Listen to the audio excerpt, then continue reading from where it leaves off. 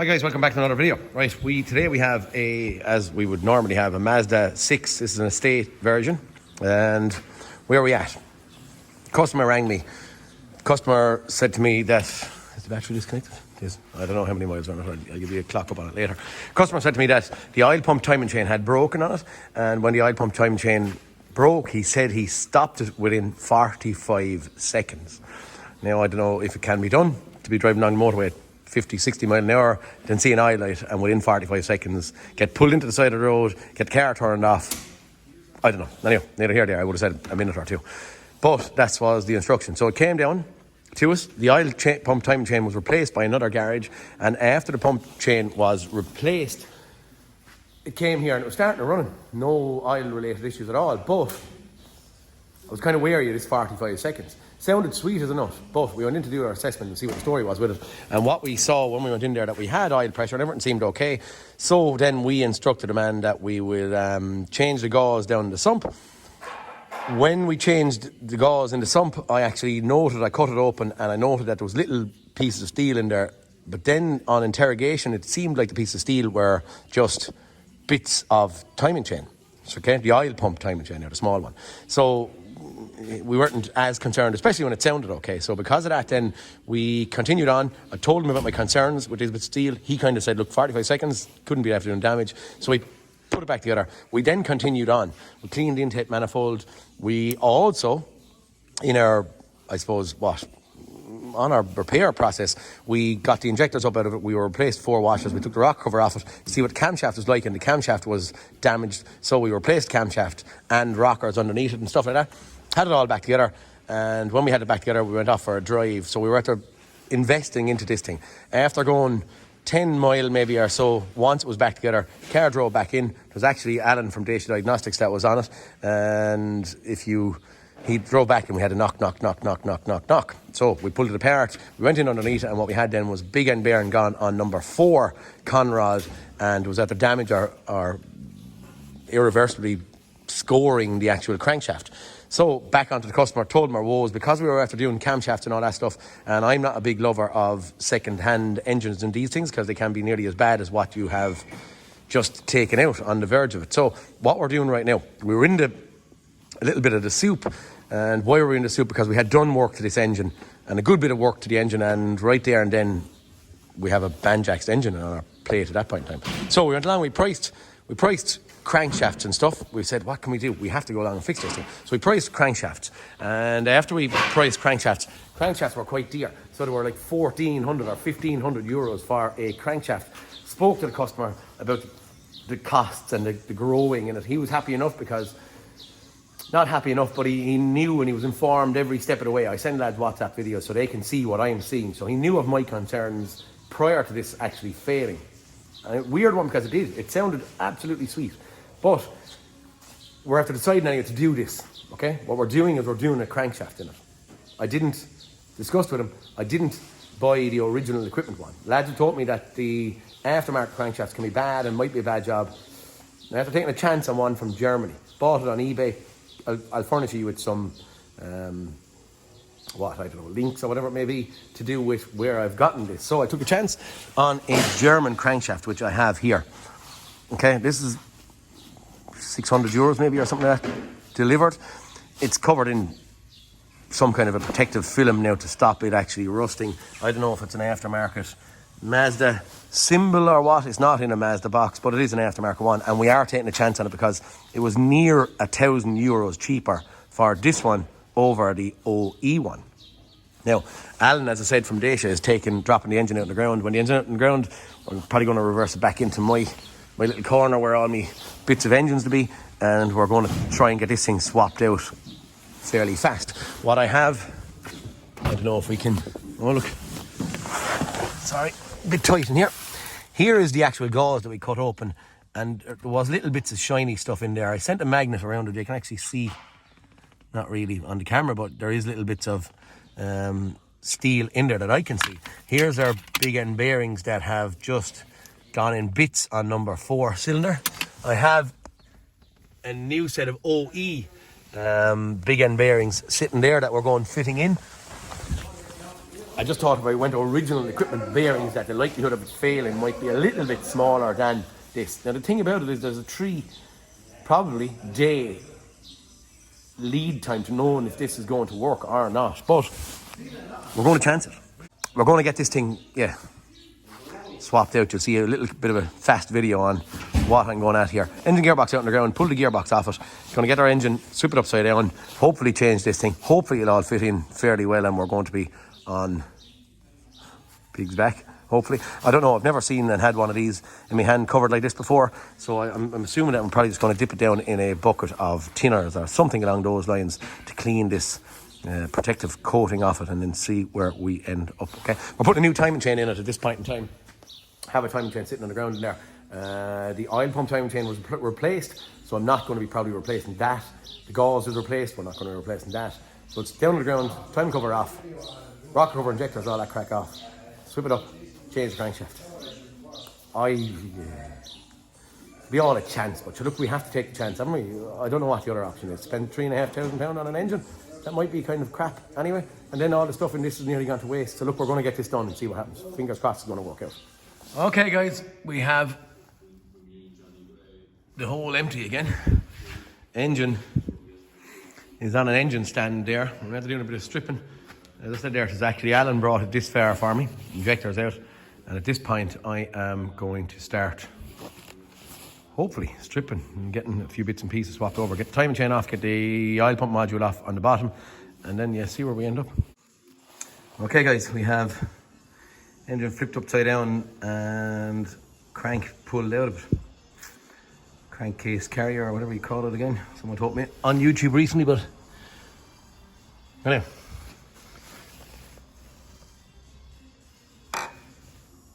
You can see where the actual heat nearly came through the bearings. I don't know if we can see it. My gloves are always in bits, lads tell me. I don't change them when I don't need to. Here's our stuff sitting on the ground. There's our new crank. The old crank. Ooh. So I'm going to start trying to swap and fit this thing into it. See where we go. Big end bearings, I think I showed you some big end bearings. You can see actually that it's rightly scored. And here is actually worse.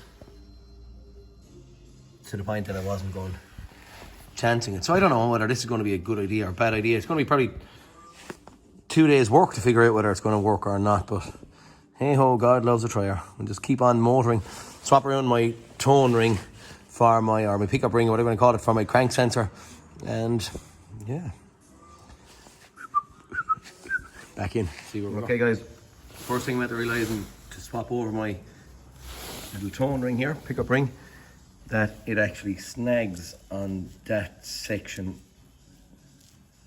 of that little section of web that's sticking out there. That's not the nicest start anyway. Be expecting that it's machined to perfection and not going to have any of these issues, but look, neither here or there. At this point in time I'm not going to stop because of that. I'm going to have to just take that little bit off it. Not a good start, but hey, where do we go?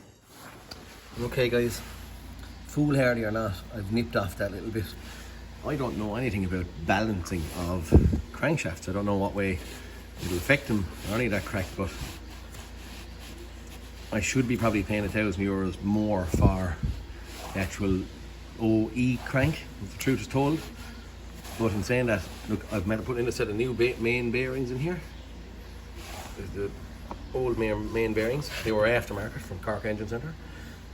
Have the original big ends.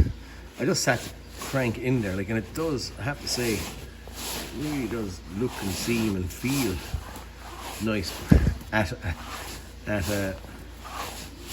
1 revolution per hour anyway, whatever, about 1,000 or 3,000 or 4,000 RPM, but that just there at that point feels kind of okay. I've also put in our set of main bearings here. I'm going to sit up the crank here, put a bit of oil on it. I'm going to squeeze it back together, torque everything together, put in my big ends and just see how nice and freely it's going to rotate for me. So maybe with the with the conrods left off it, maybe I might give her a spin and just see if it's nice and free, and hopefully, it could be crackers, but sure. Hopefully it's going to work out. Okay guys, crank is in. Bolts all ran in, torqued. Just the feel of it again. I'm only spinning by hand here. I have nothing to grab onto, just the shaft. Feel of it again, it's kind of feels nice, I have to say.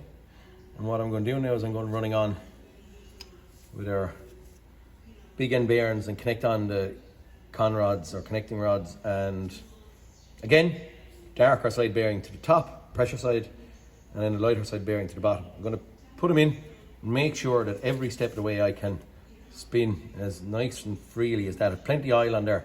It is nice and snug, so it feels good. It's not loose, or it does feel okay. And I can only go with my gut, and my gut is saying that right now that feels positive. Keep on going and put them together and a bit more, get on the pistons and just see where we end up. Okay, we have all 4 big ends and our conrods connected up. I can't turn it anymore over here by grabbing this part, but you can see there that it's relatively free. It doesn't spin around on its own anymore, but it actually turns. Well, you know what I'm saying, relatively freely. I don't know what way we're going to go, but it's awkward now. There's a little bit of, I don't have injectors in it, so we don't have compression, but yet in saying that, there's a little bit of drag there, but I don't know, I'm thinking and hoping it's okay. Just going to go back together anyway. I'm going to get on my oil pump module and stuff. Okay guys, my oil pump module is back on. Timing chain is on it. Bolt torqued. I'm just putting on the new timing chain sitting in there. Easy. 12 o'clock. Mark. What do you call that? Sitting flat with the head. Mark. All quite handy. Pull the pin. Give it a couple of, and see what way it spins around, I suppose. And then at that point, I'm going to put on a bit of sealer, put on the cover, put on the sump, and start getting my rocker cover and a few bits and pieces on up the top. Start getting ready for refitting. Okay. We replaced this before, but I'm replacing it again, just because of a bit of steel that were in there. Timing cover is on, sealer on our sump. Time to squeeze it on and flip it back over and start putting the top back together. Okay guys, I motored on and reassembled everything. Rocker cover, injectors, bits of wire and looms and all that kind of stuff.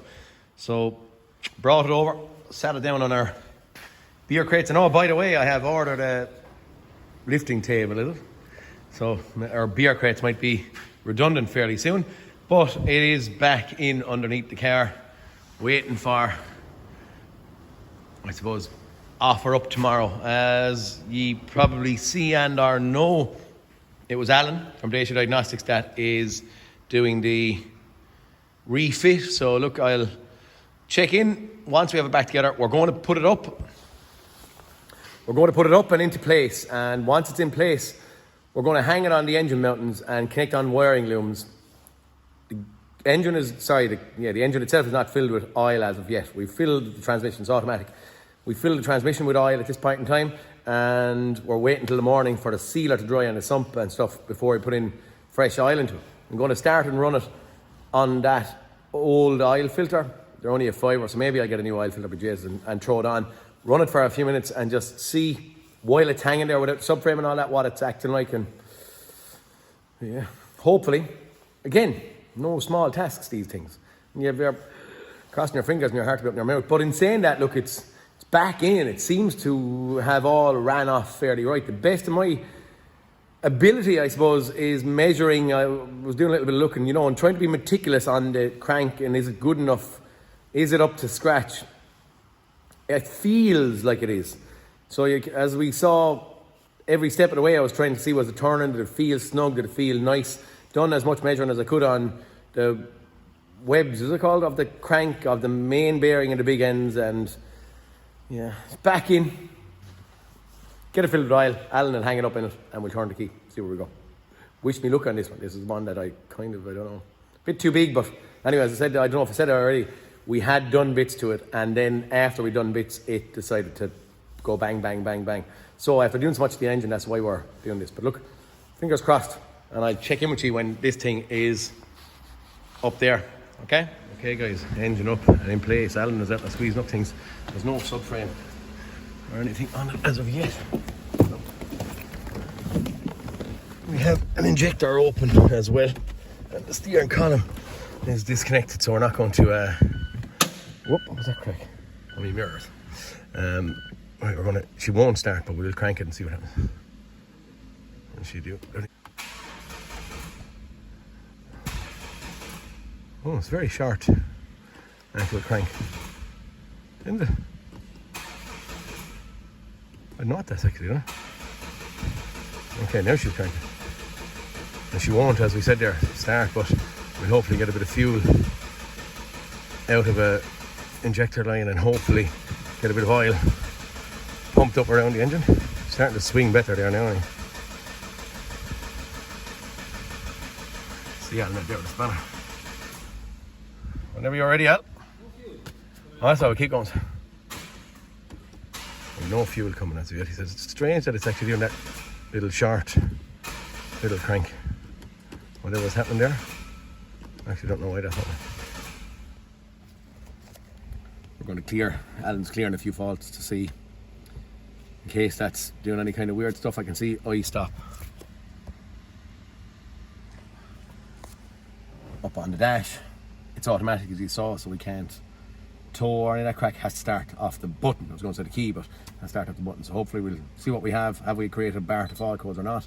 And see where it goes. But it's a really sharp crank, which is strange. I haven't seen that before. Okay guys, from the get-go you saw this thing was kind of half cranking and then not cranking and half cranking. I just put in a remote cranking button, starting button, whatever you want to call it, from Snap-on. I cranked it, we bled it. Once we bled it, lo and behold, the car fired up, ran, gave a kind of a and we thought it was airlocked. Cranked it again, she fired up, she ran and stopped. Now, you saw earlier on Alan was doing his scan tool in and running. What he saw a fault, what we found in at that point in time, at some stage now, I don't know, I saw it with a clear bill of health, but then a little bit later on we saw, I think, a camshaft or a crankshaft fault, don't rightly know. On other jobs only just popping over and back to this yoke because Alan was on it. Now, what we have is we thought, hey, come here, there's something wrong with my tone ring that bolted onto the end of the crank. So because of that, I was questioning that when I had to take that little bit of nib of steel off the side of it. I don't know. So if I crank it, it'll start, it'll run, it'll stall. And then she won't fire again. We'll have no faults. Alan blamed his scan tool for doing something queer. He went along and he swapped onto the Snap-on Verus Edge. And right now we've no faults. Okay. What we've also done, we have a Mazda 3 sitting over there. 2 litre, 2.2 diesel. So we just got a known good cam and crank correlation. Now this is our bottom half, is our Mazda here. So we can see reference point is here, cutting about halfway into one of the cam signals. So we've two single and back to our two, 720 degrees between here and here. This is just what we're chasing after. Up to the known good that we had over there, the Mazda 3. Again, we can see that it's cutting. Get rid of that ruler.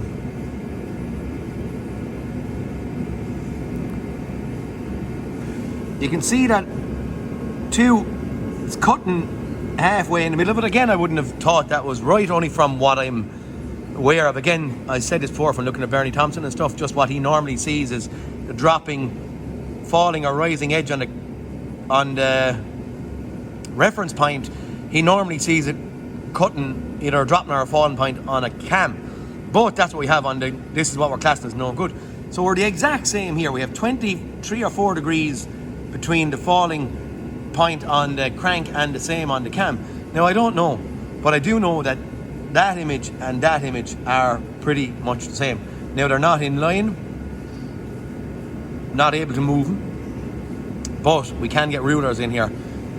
Now I don't know, that's the signal we have. So we're kind of saying that maybe we don't have anything wrong here. we're wondering, could it have been a flat battery? The battery was low when we started. We have a booster pack with a charger on it, battery maintainer, all that kind of stuff. Where are we going to go now?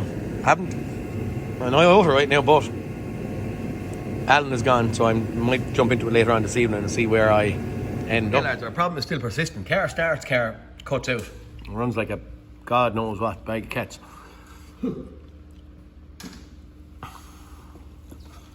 Camshaft signal in the middle of it goes and does this crack.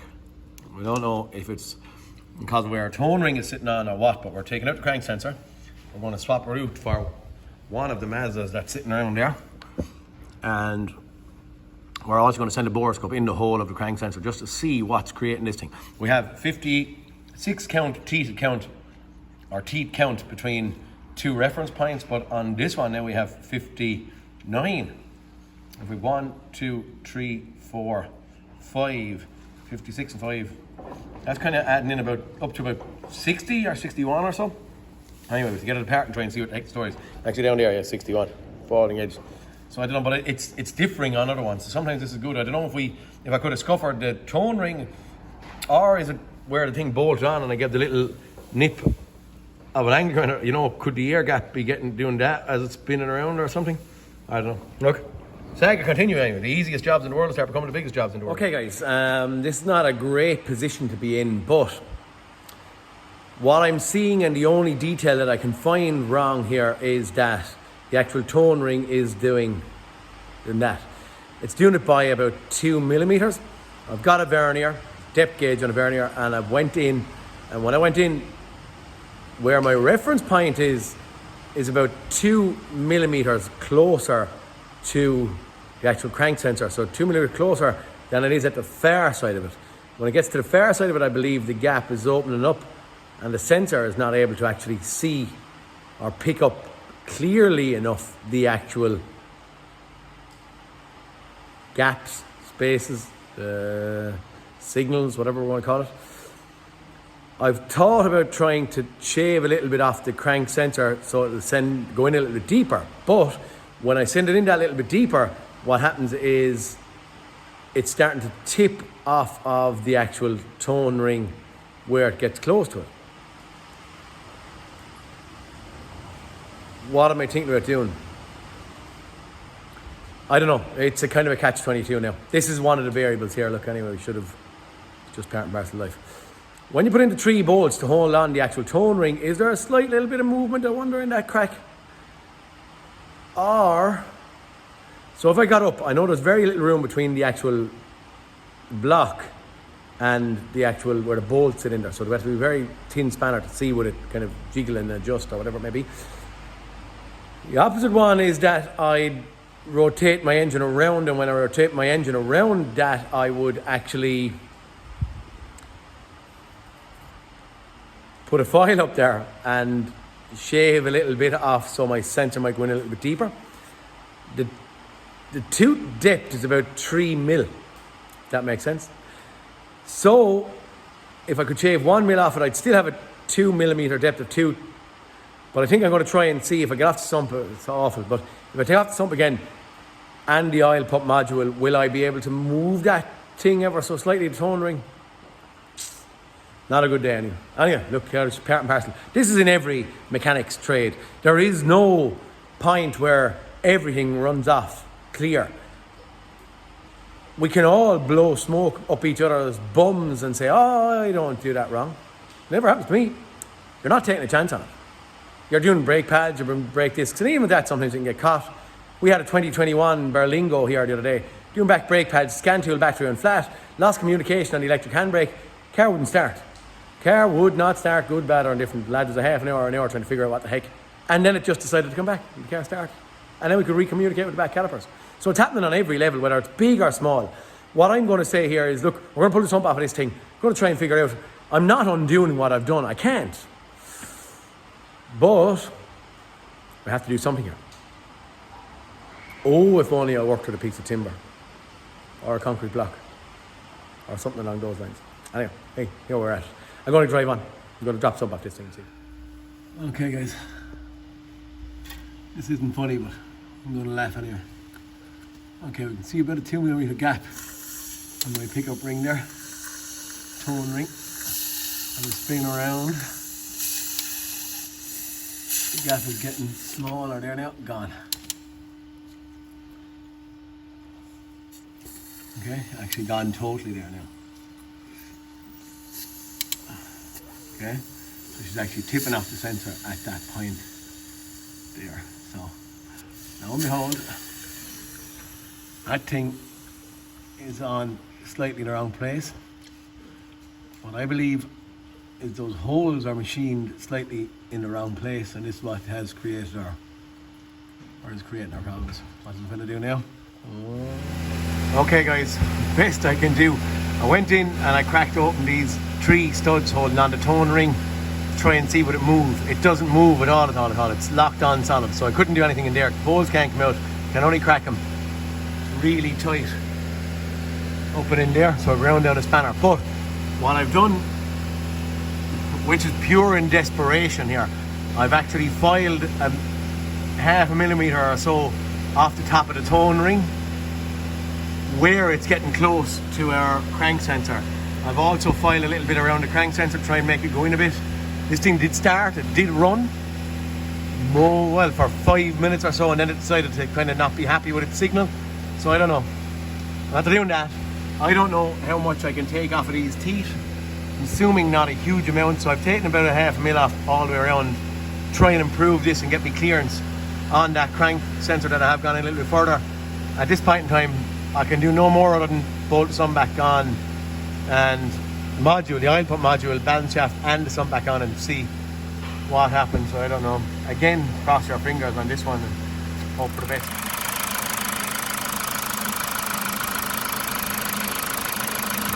It's going.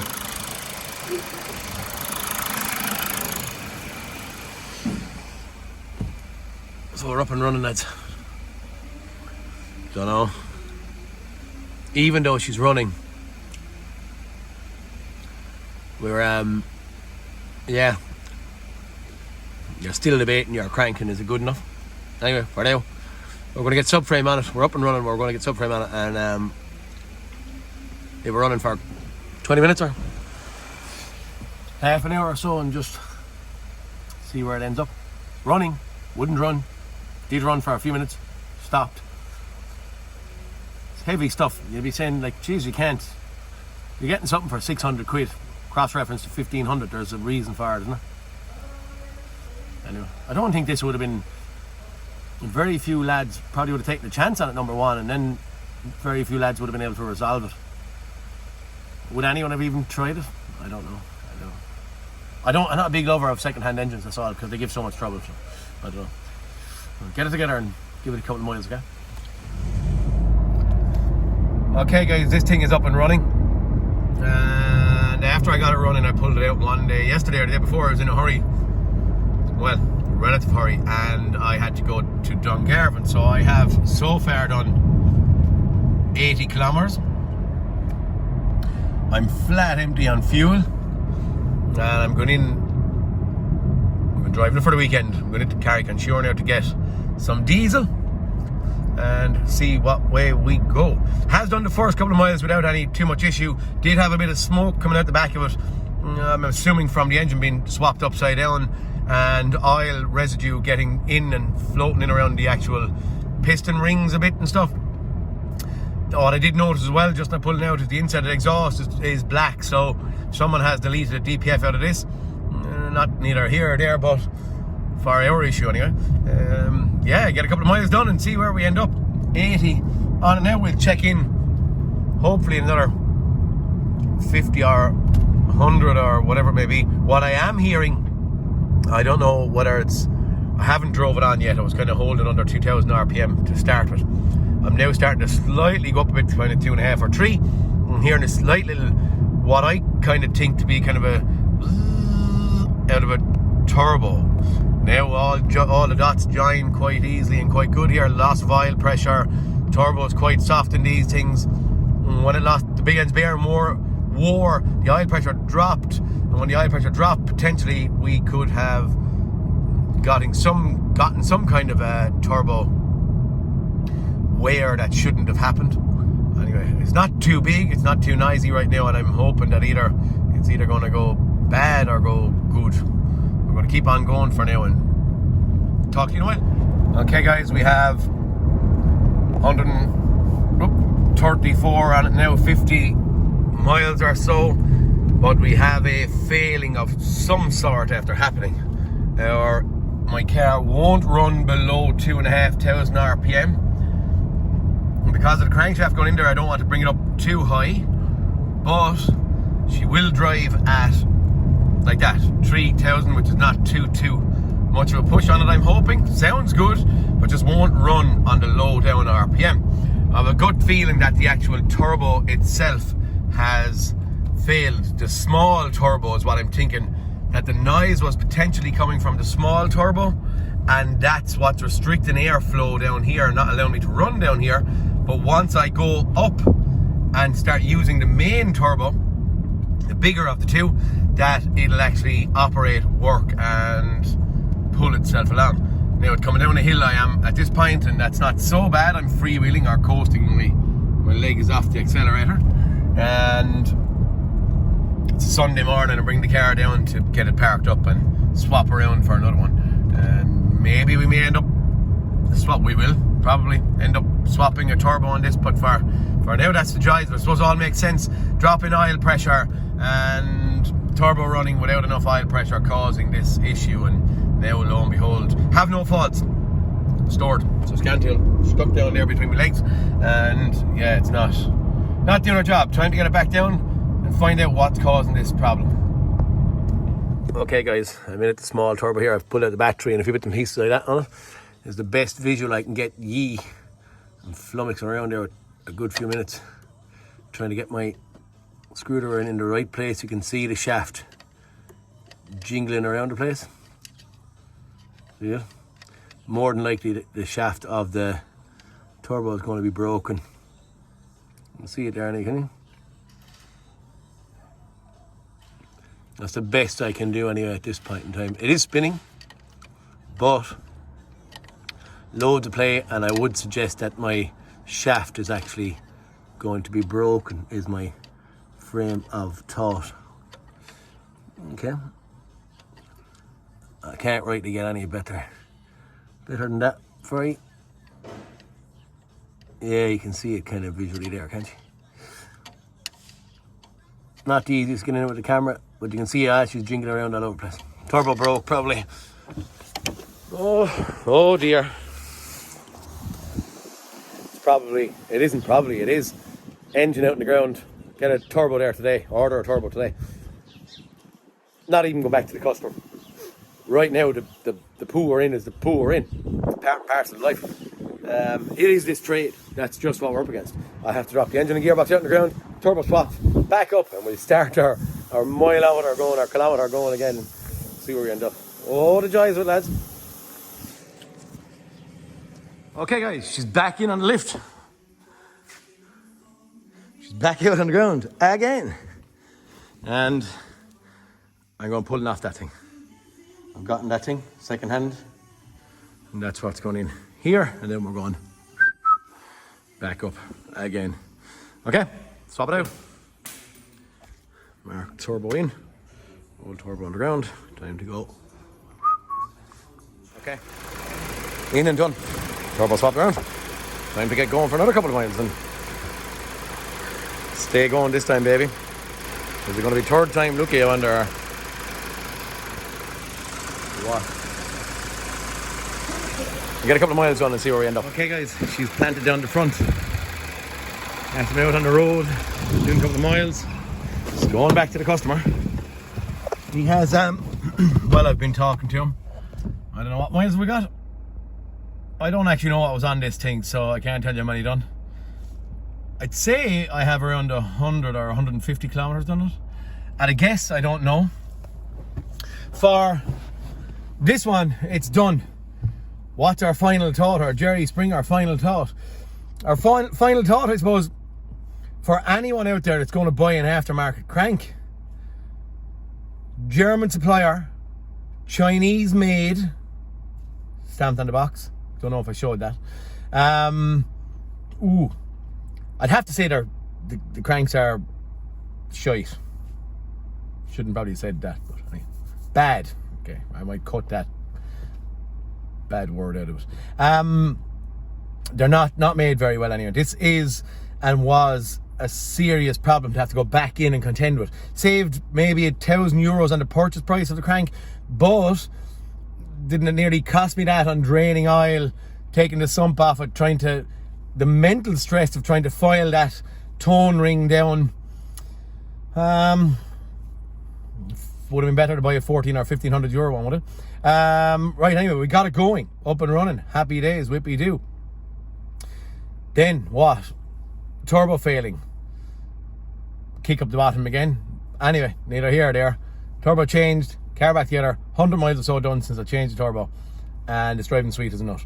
I do not know a huge amount about running in these things, but what I do know is I don't over rev them. So I kind of only bring about $2,000 for a first period of time, and then I start getting a little bit balchy and I go up to as far as 3 for another 50 miles or whatever it may be. Maybe it should be more. But at this point in time, I haven't gone over 3,000 RPM in it at any stage. Nearly don't need to. You're doing 80 mile an hour on the motorway at 2,250, whatever maybe. Yeah, that's it. Bit of a challenge, but they all are nowadays, aren't they? All cars are tough, and anyone that says they're simple and easy haven't a clue, because they're not at them. So all you lads that are seeing and watching me and at this stuff, you know what I'm talking about. And then people that'll say you should have, they don't work on. That's the fact. Yeah, look, please like and subscribe, boys. Thanks for watching. Hope you found it somewhat entertaining. I'll see you all in the next cartoon. Peter Kennedy signing out. 2016 Mazda 6 2.2 Skyactive Estate. Practically an engine rebuild. Guys, talk to you all next cartoon. See you later.